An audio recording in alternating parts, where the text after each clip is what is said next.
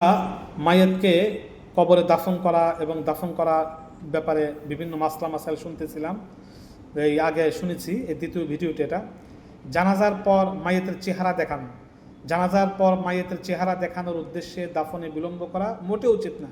একান্ত প্রয়োজনে জানাজার পূর্বেই এ কাজ সেরে নিতে হবে। চেহারা দেখার ব্যাপারে আরও লক্ষ্য রাখা জরুরি।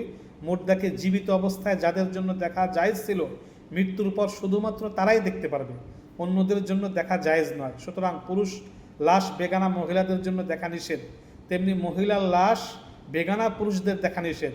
তবে স্বামী স্ত্রীর মৃত্যুর পর একে অপরের চেহারা দেখতে পারবে। দেখেন, এটা আমাদের সমাজে কত মারাত্মক একটা ভুল রয়েছে। কোনো মানুষ মারা গেলে 10 গ্রামের মহিলা পুরুষ সবাই একসাথে একবারে দেখার জন্য ব্যাকুল হয়ে যায় এবং দেখতেই থাকে সবাই দেখতেই থাকে। এটা উচিত না।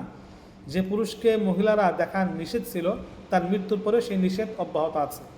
আবার যে মহিলাকে জীবিত অবস্থায় অন্য পুরুষের জন্য দেখা নিষেধ ছিল, সেই মহিলার মৃত্যুর পর অন্য পুরুষরা সেই মহিলাকে দেখতে পারবে না। কিন্তু আমাদের দেশে কী হচ্ছে, ঢালাওভাবে দেখানো হয়ে থাকে। তবে স্বামী স্ত্রীকে, স্ত্রী স্বামীকে দেখতে পারবে।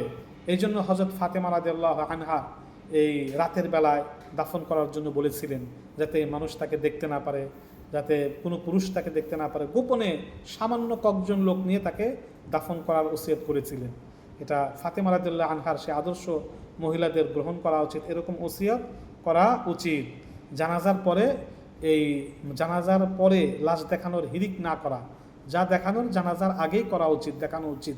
এবং বেগানা মহিলারা পুরুষকে দেখবে না, আবার পুরুষরা বেগানা নারীকে মৃত্যুর পরেও দেখবে না। এই বিষয়টি খেয়াল রাখা উচিত।